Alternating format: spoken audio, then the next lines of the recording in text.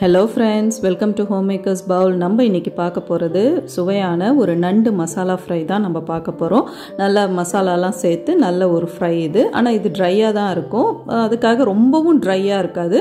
இத நீங்க கிரேவி மாதிரி செய்யணும்னா தேங்காய், பெருஞ்சீரகம் எல்லாம் சேர்த்து லாஸ்டா அரைச்சு ஊத்தி அந்த கிரேவியாவும் செய்யலாம். வாங்க டீடைல் ரெசிபியை வீடியோக்குள்ள போய் பார்க்கலாம்.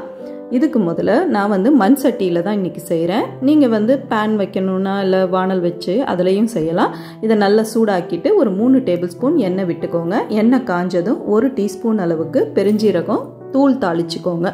நான் தூள் பொடி பண்ணியே வச்சுருப்பேன், அதை தாளிச்சிக்கிறேன். கூடவே கருவேப்பிலை கொஞ்சம் கிள்ளி சேர்த்துக்கோங்க. நம்ம ஏற்கனவே நண்டு ரசம் நம்ம சேனலில் அப்லோட் பண்ணியிருக்கோம். அந்த ரசம் வச்சது போக மீதி தான் இப்போ நான் அந்த நண்டை தான் இப்போ இந்த மசாலா ஃப்ரை உங்களுக்கு செஞ்சு காமிக்கிறேன். நம்ம சேனலை ஃபஸ்ட் டைம் பார்க்குறவங்க நம்ம சேனலை சப்ஸ்கிரைப் பண்ணிவிட்டு பெல் பட்டனையும் தட்டி விடுங்க. அப்போ தான் அடுத்தடுத்த வீடியோஸ் உங்களுக்கு நோட்டிஃபிகேஷன் காமிக்கும். இந்த ரெசிபியும் பிடிச்சிருந்துச்சுன்னா லைக் பண்ணி கமெண்ட் பண்ணிவிட்டு ஃப்ரெண்ட்ஸ் அண்ட் ஃபேமிலிக்கும் ஷேர் பண்ணுங்கள். ரசம் வீடியோவோட லிங்க்கை டிஸ்கிரிப்ஷனில் கொடுக்குறேன், செக் பண்ணி பாருங்கள். இப்போ 2 பெரிய வெங்காயத்தை நல்லா பொடியாக நறுக்கி அதையும் சேர்த்து நல்லா வதக்கிக்கிறேன். இதுக்கு வதக்கிறதுக்கு தேவையான 1 டீஸ்பூன் உப்பை இப்போ நான் சேர்த்துக்கிறேன். நம்ம கடைசியாக நண்டுக்கு தேவையான உப்பும் சேர்க்க போகிறோம். ஃபஸ்ட்டு இப்போ இந்த மசாலாவுக்கு தேவையான உப்பை மட்டும் சேர்த்து நல்லா வதக்கி விடுங்க.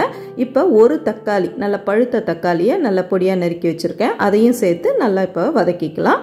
இது எல்லாமே நல்ல கூழாக நமக்கு வதங்கி வரணும். அப்போ தான் இந்த மசாலா நமக்கு நல்ல டேஸ்ட்டாக நண்டு வெந்து வரும்பொழுது நல்லாவே இருக்கும். இப்போ இதையும் நல்லா வதக்கிட்டு இப்போ இதில் இஞ்சி பூண்டு விழுது 1 டீஸ்பூன் அளவுக்கு சேர்த்துக்கலாம். நம்ம 1 டீஸ்பூன் இஞ்சி பூண்டு விழுது சேர்த்துக்கோங்க. சேர்த்துட்டு இப்போ திருப்பியும் நல்லா வதக்கி விடலாம். நல்லா வதக்குங்க. நல்லா இந்த மாதிரி வதங்கினதுக்கு அப்புறம் நம்ம இப்போ இதில் மசாலா பொருள்லாம் சேர்த்துடலாம். நல்லா இந்த மாதிரி மேஷ் ஆகிற அளவுக்கு வதக்கிக்கோங்க. இப்போ நம்ம எடுத்து வச்சிருக்கிற நண்டை சேர்த்துக்கலாம். இதில் கொடுக்கு இதெல்லாம் தான் நம்ம ரசம் வச்சுட்டோம். நம்ம இப்போ வெறும் இந்த சத பகுதியை தான், உடம்பு பகுதியை தான் இப்போ மசாலாவாக செய்கிறோம். இப்போ 1 டீஸ்பூன் மஞ்சத்தூள், 2 டீஸ்பூன் தனியாத்தூள், 1 டீஸ்பூன் தனி மிளகாய் தூள். நம்ம மிளகு தூளும் சேர்க்க போகிறோம், அதனால் நான் தனி மிளகாய் தூள் காரத்துக்கு கம்மியாக தான் சேர்த்துருக்கேன். உங்களுக்கு வேணும்னா நீங்கள் இன்னும் கொஞ்சம் கூட காரம் சேர்த்துக்கலாம். சேர்த்துட்டு இப்போ இது எல்லாத்தையும் நல்லா இந்த மாதிரி ட்ரையாக ஒரு தடவை நல்லா கலக்கி விடுங்க. அதுக்கப்புறம் இதுக்கு லைட்டாக மூழ்கிற அளவுக்கு ஒரு 1/4 கப் அளவுக்கு தண்ணி ஊற்றினா போதும், சரியாக இருக்கும். சேர்த்துட்டு இப்போ இதை நல்லா இந்த நண்டை வேக விடணும். நம்ம இதை ஒரு 10 நிமிஷம் நண்டு வெந்துடும் நமக்கு சீக்கிரத்தில். இப்போ இந்த மாதிரி நல்லா கொதிச்சிட்டு இருக்கும் பொழுது இப்போ இதில் ஒரு 1/2 டீஸ்பூன் உப்பை இப்போ சேர்த்துக்கோங்க. நம்ம இந்த முடிகிற ஸ்டேஜில் இருக்கும் பொழுது ஒரு 1/2 டீஸ்பூன் உப்பு, நண்டுக்கு தேவையான உப்பை சேர்த்துடலாம். சேர்த்துட்டு மிளகு ஜீரகம் 1 டீஸ்பூன் அளவுக்கு எடுத்து நல்லா இந்த மாதிரி பொடி பண்ணி வச்சுருக்கேன், அதையும் இப்போ நம்ம இதில் சேர்த்துடலாம். சேர்த்துட்டு இப்போ இதை ஒரு தடவை நல்லா கலக்கி விட்டுட்டு திருப்பி ஒரு 5 நிமிஷம் வேக வச்சோம்னா இது நல்லா ட்ரை ஆகிடும். நல்லா இந்த தண்ணியெலாம் சுண்டி நம்மளுக்கு நண்டும் வெந்து வந்துடும்.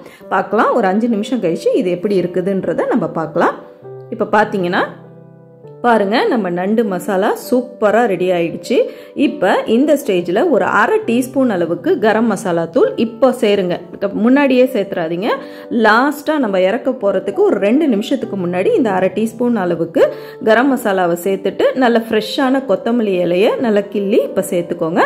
சேர்த்துட்டு இப்போ நல்லா கிளறி எடுத்தோம்னா நம்ம நண்டு மசாலா ஃப்ரை சூப்பராக ரெடி ஆயிடுச்சு. நான் முன்னமே சொன்ன மாதிரி தான் இது நீங்கள் ஒரு செமி கிரேவியாக செய்யணும் இல்லை குழம்பா செய்யணும்னா தேங்காய் பெருஞ்சீரகத்தை நல்லா அரைச்சி கடைசியாக சேர்த்தீங்கன்னா சூப்பரான நண்டு கிரேவி நமக்கு ரெடி ஆகிடும். இதை குழம்பு மாதிரி செய்யணும்னா புளி ஊற்றி கூட செய்யலாம். நம்ம அடுத்தடுத்து ரெசிபி செய்யும் பொழுது நான் உங்களுக்கு அதெல்லாம் அப்லோட் பண்ணுறேன்.